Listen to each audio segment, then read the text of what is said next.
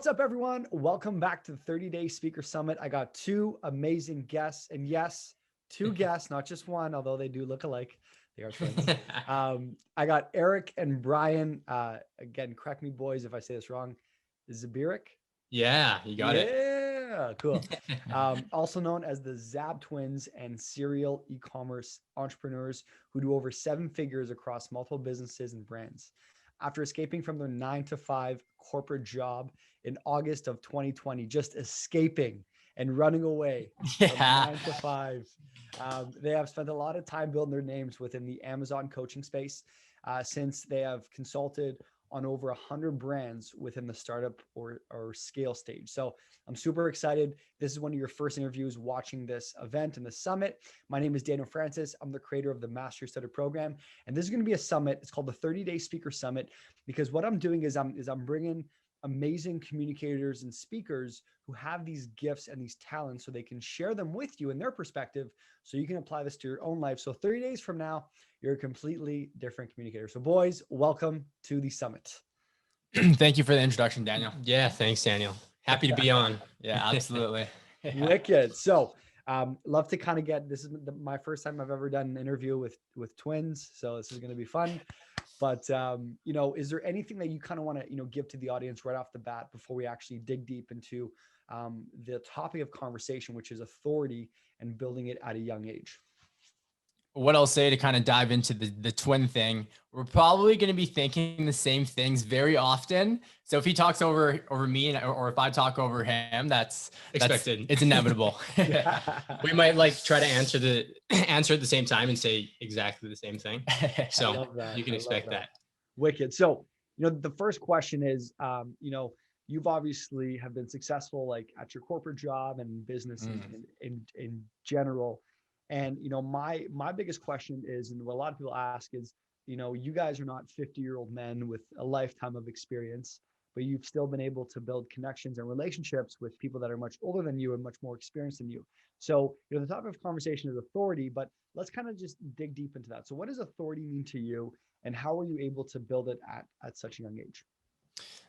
Absolutely. So, the way that I look at authority personally is I look at it almost like influence. With influence, you have the authority to do certain things. So kind of diving through that, authority doesn't just come to anybody. Exactly like you said, a lot of the time it is very more common in older people that are more wise, that have more life experience. But at the end of the day, it's more so about building credibility and building credibility through relevant experience, through achievements, or just being an overall expert in the space. That's the way that I look at authority personally. And when you have that authority and you're a figure in the space, you become a leader at the end of the day. You're talking to people, you're influencing people's decisions, and you're trying to be, in a way, a role model to them, so to speak. Yeah, Brian hit the nail on the head with that there. The other thing I'd say is that authority is definitely one of those things, like Brian said, it comes with time.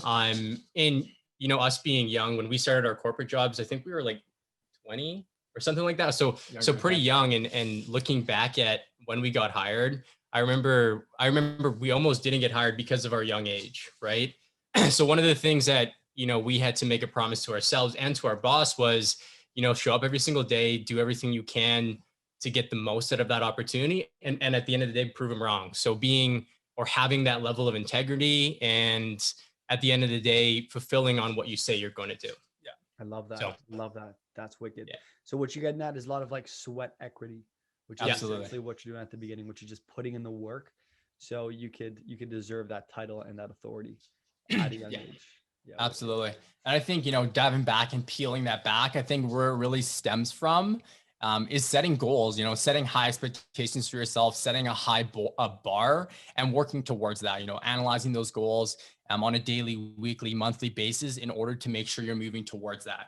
And that's something a lot of young people don't do. And that's, I think, was one of the main reasons why we were able to gain authority, not only in our corporate space, but also in the e-commerce and the Amazon space pretty quickly, due to the fact that we were working towards something. We weren't kind of just taking a shot in the dark at the end of the day. So I think that's what led up to it, really. Yeah. Nice. Love that. So, give the audience a quick overview of, how were you able to, because you've obviously built a bunch of connections with many different people. Like you guys are located in Vancouver, right? Yep. So how were you able to just go from zero to what you guys have done? Like, give us some practical tips that the audience can start applying into their own life, so we can understand your journey and start doing it too.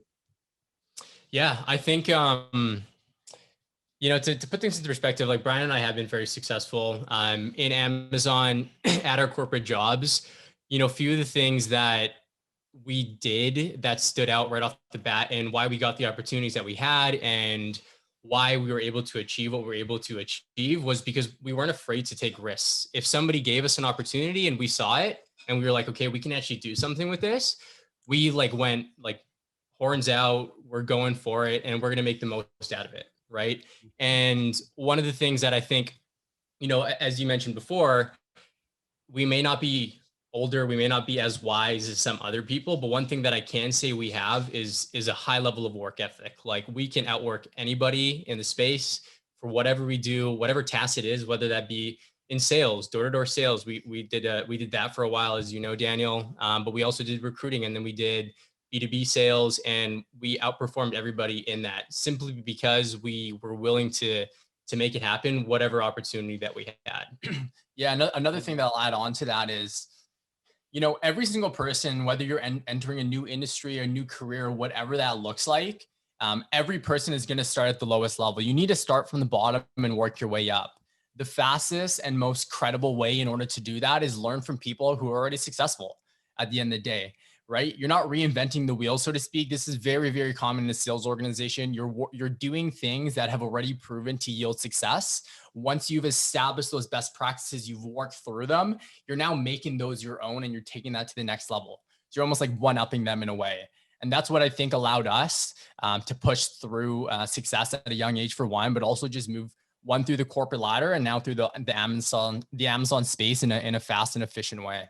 Mm-hmm. And I think it all comes down to just trusting the process. These people have done it. They know what they're doing, trusting the fact that, we're being led by these guys now, and taking that through and doing our own twist to it. It just works out. Yeah. Cool. So I really want to talk about this idea of sales, because I hear this word come up a lot, especially with you two.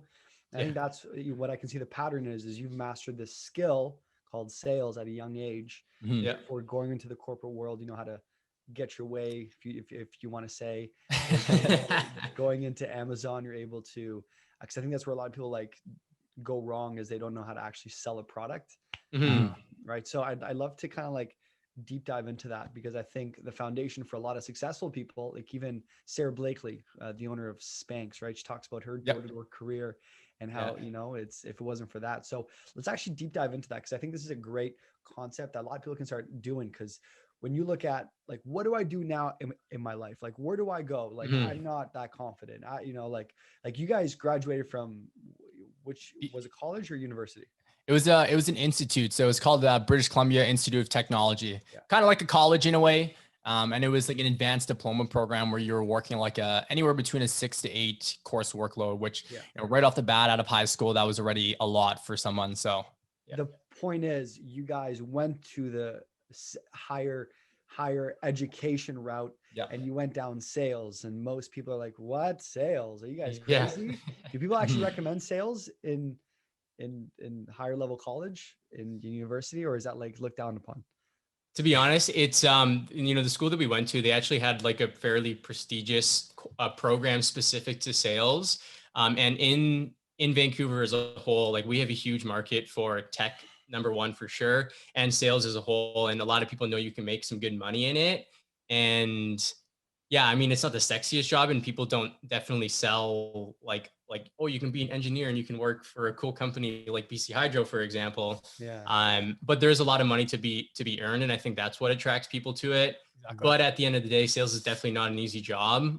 However, like you mentioned, it's an absolute crucial skill to have as anybody. It's super transferable to pretty much anything you do in your life. So you need to develop it, develop that skill for sure.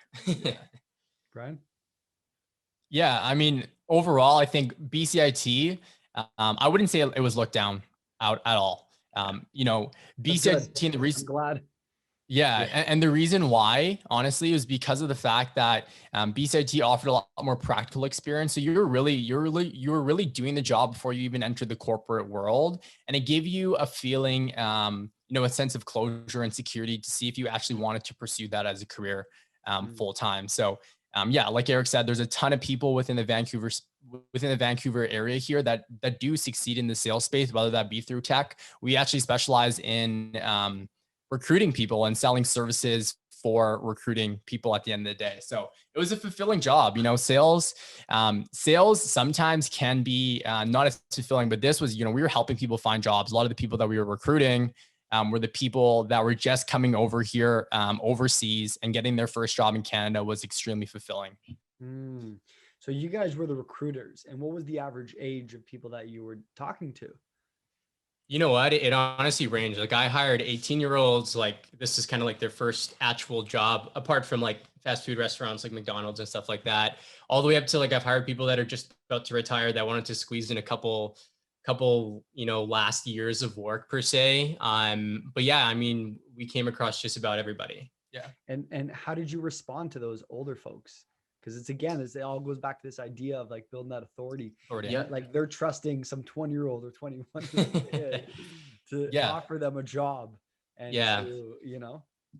Yeah, no, I think that's a great question.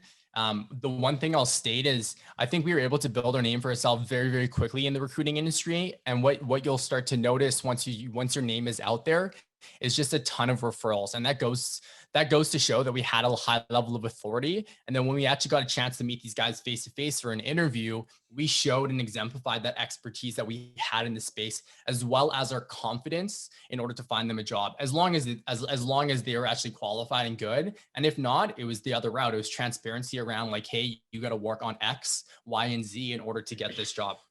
Yeah. And I think one of the biggest things with sales is that, there's that stigma where like the used car salesperson stigma, where it's like you're pushing the sale down someone's throat just to make a commission out of it. I think sales, in my eyes, is something where it's 100% needed, right? Like you're at the end of the day, you're solving a problem, you're finding a need, and you're providing a solution for it, is really what it comes down to. So when it came to us recruiting for people, it was understanding like, okay, what's your current situation? How can we help and make it better? And if we can't make it better, then, I'm not ready to make that sale, right? And in sales, you need to be okay with saying no. Otherwise, it will come back to you, right? That person doesn't work out. The client that we recruited the candidate for isn't happy with the person. At the end of the day, I talk about integrity a lot. Don't just do it to get the sale. Do it to Truly helps. Yeah. And then, over time, it helps build that authority because, once you start recruiting a lot of people, and let's say you're working with a client that is a huge vendor for us and they hire, let's say 10 people per month. If we can consistently bring people in that are in fact, qualified, are good candidates at the end of the day, then they trust us and they have the authority. And a lot of the times as a recruiter, we're not necessarily client facing, but because we've built up that authority, we end up getting to that point where we're client facing. We're now having those higher level conversations, and it's kind of working that way up until you have that level of authority to make sure that you can do that. I'd like to step on that and kind of continue. So that was more of like the client side. The candidate side is exactly the same thing. You build a relationship right off that first cold calling conversation that you have with the candidate. And when they come in, you want to pose and try and act as almost like a trusted advisor with a high level of authority with them, right? And once you can build that with the candidate, then it just makes it 10 times easier because you almost have like an exclusive deal with them because they trust you. They know and they're confident that you're going to be able to find them a job. I don't remember how many times that, I had a conversation with a candidate a year ago. And then a year later, I finally get them a job because they trusted me in the fact that like they're looking for, let's say, a unicorn position. But eventually I was able to find them that job and put them to the space, and it all worked out at the end of the day. Yeah. And again, age has nothing to do with any of that. I agree. Yeah, no, age not. has nothing to do with it. It's more so how you appeal yourself, how people look at you, and how you can influence their decisions based off your experience, based off your achievements, whatever that looks like. So what are some, and before we kind of jump into like more kind of what you guys are doing now, what are some like practical tips that you guys kind of like? I know you guys dress well. I know you guys work out. I know, like, give me like a quick overview to kind of, because the confidence that you guys have right now is amazing, and it's probably very inspiring to a lot of people Yeah. that are watching this right now, and they're like, man, like these guys are 23 years old, geez. So what is the routine like? What is the habit? How did you guys get here? And so the audience can start implementing those things into their own life. Yeah, I think one of the biggest things, and I'll jump into this first. I know Brian will have things to say as well. But I think, regardless of what you do in your life, regardless of what career you want to go to, I think the first thing that you need to do is you need to focus on building like a very strong foundation, right? So for us, what that foundation was is like, let's say we're doing something Amazon wise. It's all about learning all the information that we need in order to be successful. But on top of that as well, one of the things that we do every single day that exemplifies confidence, that makes sure that we're in the right mind state to be able to perform at our best every single day, is consistently putting time in for ourselves, right? So that comes journaling. We journal in the morning. We write our goals in the morning. We talk our affirmations or write our affirmations as well as our gratitudes. And we meditate. We spend time for ourselves, again, priming our mind and our body to be able to be successful for the day, right? So if you can go into every single day and have a really good attitude before you even look at work, before anything, then you can very much so handle a lot of situations that could have been very high stressed. But because you're putting your body and your mind in a state where, everything's super chill, your heart rate's low, you're ready to go, your creative mind is going, you're able to handle things just a lot better, right? And on top of that as well, I think, morning routine is very important, but also a nighttime routine, reflecting on the day, what went well, what didn't go well, being analytical in the sense of like, okay, this went well, this is what I'm going to continue doing, but what didn't go well? Like, what can I do better every single day? Or what do I need to change tomorrow to have an even better day? Right. So it's that art of Kaizen, which is like the art of continuous improvement. We love to follow that. Yep. You need to always be growing. Otherwise you'll eventually plateau and you just won't be happy with how things are going. Yeah, exactly. And I think it's just finding that balance, and it'll take time. We've been working, for ourselves, and developing ourselves over the past 4 or 5 years. So we started young at an early age, and I think that shows now. So another thing, and I think one of the biggest things that kind of led us into this personal development journey was just reading books, and also surrounding yourself with people that you want to be like, or you want to learn from. And I think books is a great way to do that, because at the end of the day, these guys have what you want. They probably have a lot more wisdom than you, because they've gone through a crap more ton of like life experience, so to speak, and taking that, reflecting on what you're learning and actually implementing that into your daily lives, and then reflecting on how that implementation went. It's all about like planning, analysis, reflecting. Everything really ties into it there. Yeah. And, my next question is like connecting with others. Were you guys ever nervous? Or did you guys ever overthink yourselves, or were you always, or did you just come out of the womb like this? Yeah, we definitely did. I mean, we were always good. Like we were fairly popular growing up in high school and in elementary school. We were liked. It wasn't an issue of being liked, but in some social settings, yes, we were always nervous, right? When we started to pursue more of a professional career, that's when the nerves really came out, because again, we were dealing with people for the most part that were older than us. So we were intimidated in that sense. And in order for us to get over that, it was all about that reflection and that journaling and understanding like, okay, this person's older than me, but it doesn't mean he's better than me, right? And trying to find what makes you you, and exemplifying that and trying to use that as an acceleration to overcome that fear. Yeah. And then kind of stepping on that again, I think it comes down to humility and vulnerability at the end of the day. Like, you need to accept who you are at this day, but you also need to be vulnerable to the point where you can rely on people that have gone through those experiences. You can rely on those people in your organization that may be older, have gone through your experiences, and you can learn from that. Reflecting on that and being resourceful in that way has saved us not only a ton of time, but a ton of money as well, because of the fact that we're learning from people's mistakes and we're avoiding those as much as possible. And you're going to make mistakes at the end of the day. Everyone makes mistakes on your journey. But again, it's how you adapt and how you reflect and learn from that, and take it on as the next step. So I'm very curious. So where does the motivation come from, boys? Yeah. Because usually there's a story. You're just like, yeah, totally. hard times when I was younger, blah, blah, blah. You're like, yo, guy. I mean, I was pretty popular. I was cool. I went into sales, murdered it. Went to my professional world. Whatever, man. You Yeah, know, man. Honestly, where's the hero's journey? If you, it does stem from our childhood. So both of our parents are first class immigrants, basically. My mom's from the Philippines, my dad's from Poland. They came here with nothing, right? So they really showed us what hard work looked like. Like my dad worked like endless hours just to provide a life for, me, my brother, older brother, as well as Brian, of course. And growing up, like yes, we were liked.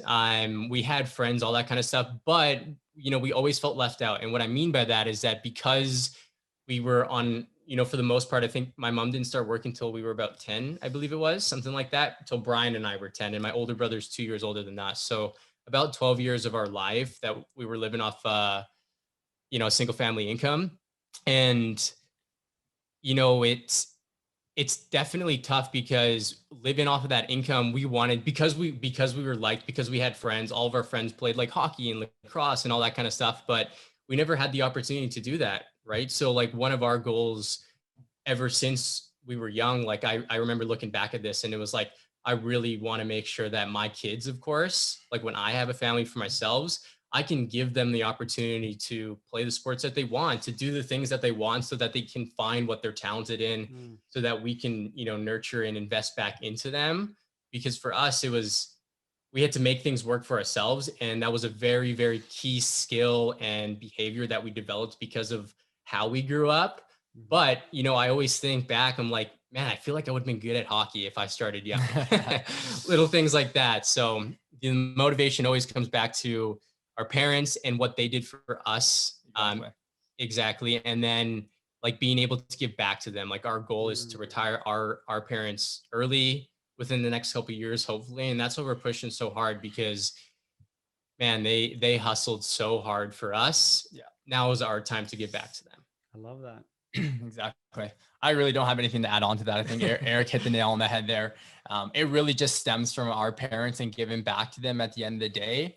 And it's already starting to show, man. And it feels great. It feels like a great pat on your back towards the fact that, over the past 3-4 years, we've been able to build some wealth and we've been able to give back to our parents. They're living comfortably now. We've all moved out and things are going extremely well. So it also ties back into just the trust that they had in us. Yeah. Another thing that I'll actually add to that story is our parents being immigrants, they look for stability. That's the reason why they wanted us to actually get into like an engineering trade. They look for things that would give us a comfortable salary for the rest of our lives, give us a pension plan, give us an RRSP so that we can provide for our family.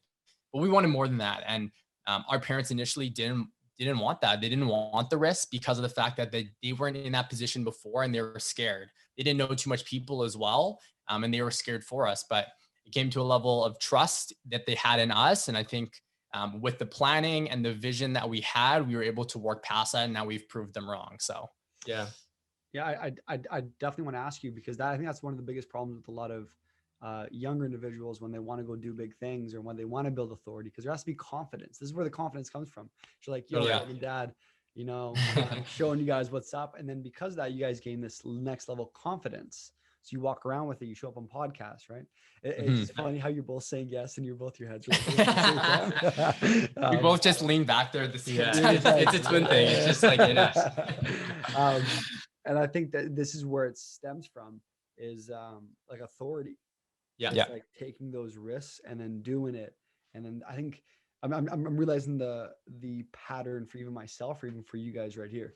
I think that's where it comes from. So anyone who's watching at a young age and thinking that they don't have authority and it's so hard, I think one of the best things you could do is start taking risks that are like, and I would love to ask you guys this, because you guys are both smart individuals that probably plan out everything. So how did you guys plan all these risks, whether it was a door-to-door job, whether it was like the corporate job, whether it was the business? What do you guys go through in your own brain? This is probably a good question right here, eh? This is a really good question, yeah. Yeah, I'll touch on that first. I think the reason why it's more so about the introduction to the risk at first. Like, obviously, you need to figure out what that risk is going to be, and I think it all comes down to networking and being resourceful, talking to people that have gone through those things before. And again, reflecting on those guys, chatting with them, building a good relationship with them, and understanding the ups and downs of it, and seeing if it's going to be like looking at it from an analytical standpoint and seeing if it's going to be a feasible thing for us to take a stab at and take a risk at. Weighing out the positives and the negatives in that and seeing if it's going to be worthwhile at the end of the day. Yeah, I think planning is definitely huge, but I think one thing that Brian and I definitely have suffered in the past is over planning and kind of being in that paralysis by analysis stage, right? So I think, as long as you kind of see where that opportunity can go, right? The worst you can do is fail. And at the end of the day, in order to succeed in your life, you need to have some failures, and you need to be okay with that, and you need to accept that. And if you're not willing to do that, then you better reevaluate, to say the least. But like failing is okay. I always look at every single situation as you can go into it, and at the end of the day, you're always going to get data. Now that data could be positive, right? Positive data meaning like, okay, this worked, and now I'm going to go and take that, implement it, make it better, all that kind of stuff. Or it's going to be data that's not so positive, but also really, really good data that you can take, hone, take it to the next step, take another stab at it.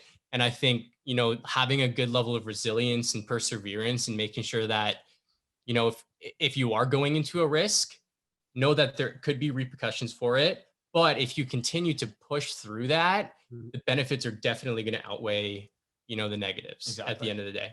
Just know that you just can't give up is really what it comes down to. And you need to have that level of confidence in yourself in order to be in a situation where you're like, I'm going to do this, right? Put a smile on your face and just do it. Yeah. No, so, I'm very big on like burning the boats. Yeah. Not just like there's no going back, Yeah, exactly. Because like when I started this business, and this is a whole nother conversation, it was like I had the house, I had the girlfriend, I just bought myself a brand new Mercedes. Like I did all these different things, and now I'm quitting my job because of COVID. And I'm like, okay, let's just do this and see how it goes, and it's very scary, but when you just, and again, this is for a lot of people that want to do bigger things. Like there is no pill you could take. It's about going after things that a lot of people would put on the side because what if people judge me? What if I mess up? And then going through it, pushing through the pain, and then coming out the other side. And I think that's how you essentially attain authority at a very young age. Exactly. So 100%. Right. I think we can write a book on this topic right now. So, actually, this is a really good topic. So with that being said, as we kind of wrap up this interview, is there any last words? And for all the viewers watching, I do a bonus interview with Brian and Eric in the All Access Pass. So if you haven't upgraded yet, be sure to upgrade. We're going to go a lot more in depth with the coaching business and the Amazon business, and essentially, just truly building authority and, doing big numbers at an extremely young age. So if you haven't done that yet, be sure to upgrade. But with that being said, boys, is there any last, tips or advice that you want to give the audience before we wrap up this interview? Yeah, I'll say something. All I can say is start young. Honestly, when you start young, you just have a 10 times more accelerated career path, professional path, and you can yield a 10 times more success. So starting at a young age it's obviously, it's proven to yield some great results for us. So don't be afraid. Don't be scared. You don't need to be an older person in a larger environment to be successful. All you got to do is be resourceful, trust the process, and just believe in yourself at the end of the day. Yeah. Love that. Wicked. Yeah, I think when it comes to being young and starting young, just like Brian said, I think the biggest thing that you can do for yourself is like have a vision, know what you're working towards, make that and turn that into like a 10-year plan, and then a 5-year plan, and then a 3-year plan, and then a 1-year plan, and then like a monthly plan. And then it doesn't look as hard to get to, right? And believe me, time will go by really, really fast. Like it feels like it was just yesterday that, we started our journey into Amazon and into the corporate world per se. But starting young was definitely one of the biggest things that we did. And I think one of the things that we didn't touch on that I'd like to touch on really quickly is don't be afraid to push people away, right? It's very, very hard to do that. But if you have bigger plans for yourself and there's people that aren't serving you in those plans, don't be afraid to push them away, because at the end of the day, they're always going to be around, right? You may not be at the capacity in which you were before, but if it's going to make you succeed more and faster, right, and not have those people pull you down, it's worth the short-term pain for the long-term reward. I love that. Yeah. Heard it first, the Zab Twins. Yeah. That'll be a quote. So thank you guys very much. I appreciate it. We will see you in the next interview. Again, the Zab Twins. My name is Daniel Francis. I'm the creator of the Master Setter program, and this is a 30-day speaker summit. If you guys apply this stuff, I'm telling you 30 days from now, you will be a completely different speaker, communicator, and just overall person. So Zab Twins, I'll see you in the next interview. And for everyone else, Thanks, Daniel. See you guys later. Peace. Thank you.